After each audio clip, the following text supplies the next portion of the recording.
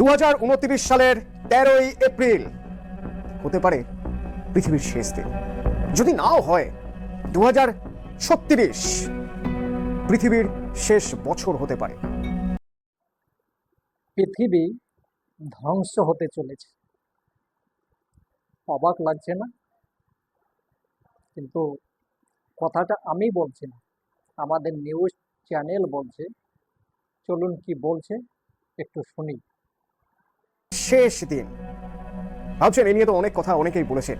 শেষ দিন কে কবে দেখেছে? আদৌ কি এরকম কখনো হয় নাকি? একেবারে তারিখ বলে দিই তাহলে। 2029 সালের 13ই এপ্রিল হতে পারে পৃথিবীর শেষ দিন। যদি নাও হয় 2036 পৃথিবীর শেষ বছর হতে পারে। না, এবার কোনো ওই আগে থেকে বলে দেওয়া, কেউ আগে থেকে বলে দিচ্ছেন, প্রেডিক্ট করছেন, ভবিষ্যৎবাণী, সেসব কিছু নয়। এইরকম কথা যারা বলছেন তারা জ্যোতির্বিজ্ঞান নিয়ে পড়াশোনা করেন, পদার্থবিজ্ঞান নিয়ে পড়াশোনা করেন। এরকম দিন যে আসতে পারে সেটা আমরা হয়তো ভাবতে পারছি না, কিন্তু এরকম দিন যে আসা অসম্ভব নয়। কে বলছে জানেন? ইসরোর চেয়ারম্যান এস সোমনাথ বলছেন যে এত অবাক হওয়ার কিছু নেই, ডুমসডে, পৃথিবীর শেষ দিন আসতেই পারে। কেন বলছেন? তার কারণ এই যে তারিখটা বললাম, 2029-এর 13ই এপ্রিল বা 2036, এই সময় পৃথিবীর খুব কাছে চলে আসবে একটা অ্যাস্টেরয়েড, গ্রহাণু, যার নাম অ্যাপোফিস। এই অ্যাপোফিস কত বড়? না, খুব বেশি বড় নয়। সেদিক থেকে দেখতে গেলে এর ডায়ামিটার হচ্ছে 370 মিটার। পৃথিবীর তুলনায় কতটাই বা।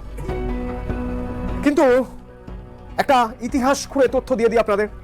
তাহলে এই 1908 সালে 30 জুন, 1908 সালের 30 জুন সাইবেরিয়ার কাছাকাছি ঠিক এর চেয়েও কম ডায়ামিটারের একটা গ্রহাণু পড়েছিল। তার ফল কি হয়েছিল? যেখানে পড়েছিল সেই জায়গাটা ছিল হচ্ছে ঘন জঙ্গল। 2200 বর্গ কিলোমিটার, 2200 স্কোয়ার কিলোমিটার এলাকা পুরো মাটিতে মিশে গিয়েছিল। জঙ্গল ছিল, জঙ্গল। কত গাছ মারা গেছে জানেন?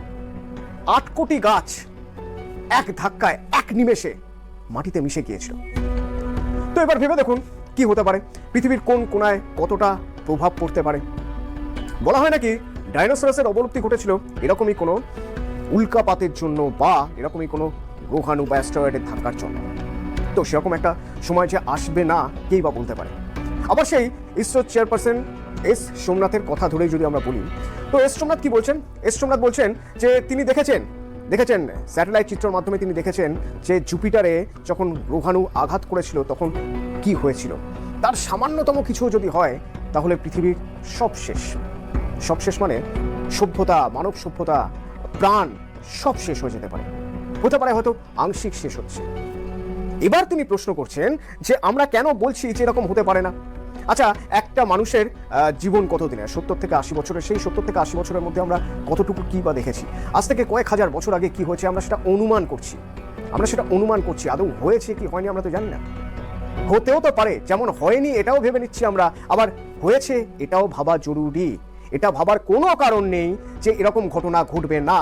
এটা ভাবার কোনো কারণ নেই পৃথিবীতে ডুমসডে আসবে না, পৃথিবীর শেষ দিন আসবে না। কোনো গ্রহাণুর সঙ্গে সংঘাতে বা কোনো গ্রহাণু আমাদের পৃথিবীতে, মাদার আর্থে এসে পড়লে পৃথিবীর বিরাট পরিমাণ অংশের ক্ষয়ক্ষতি হয়ে যাবে বা সেই জায়গার যাবতীয় প্রাণ নিশ্চিহ্ন হয়ে যাবে। এটা যে হবে না এটা ভাবার কোনো কারণ নেই, বলছেন এস সোমনাথ। তো সেক্ষেত্রে তাহলে কি করা উচিত? যেটা হবে সেটাকে আটকানো কোনো রাস্তা নেই। তো একটা শিল্ড তৈরি করতে হবে পৃথিবীর উপর। আদৌ কি সেরকম শিল্ড তৈরি করা সম্ভব? এস সোমনাথ বলছেন কি করা সম্ভব তা আমরা জানি না, কিন্তু আমরা যেহেতু আমরা একটা লিডিং পার্টে রয়েছি মহাকাশ বিজ্ঞান বা মহাকাশ চর্চার, তো সেই জায়গা থেকে আমাদেরও দায়িত্ব বর্তায় মাদার আর্থ, পৃথিবীকে বাঁচানোর। আর তার জন্য ইসরো চেষ্টা করে যাচ্ছে এবং অন্যান্য মহাকাশ বিজ্ঞান নিয়ে যারা কাজ করছে, নাসা বা নাসার মতো অন্যান্য সংস্থা, তারাও চেষ্টা করে যাচ্ছে। তো কিভাবে চেষ্টা করা যায়? একটা উপায় আছে, তা হলো কোনোভাবে যদি ওই অ্যাস্টেরয়েডের গতিপথ ঘুরিয়ে দেওয়া যায়। কারণ পৃথিবীর গতিপথ ঘোরাতে পারবেন না, সেটা কোনোভাবেই সম্ভব নয়। আর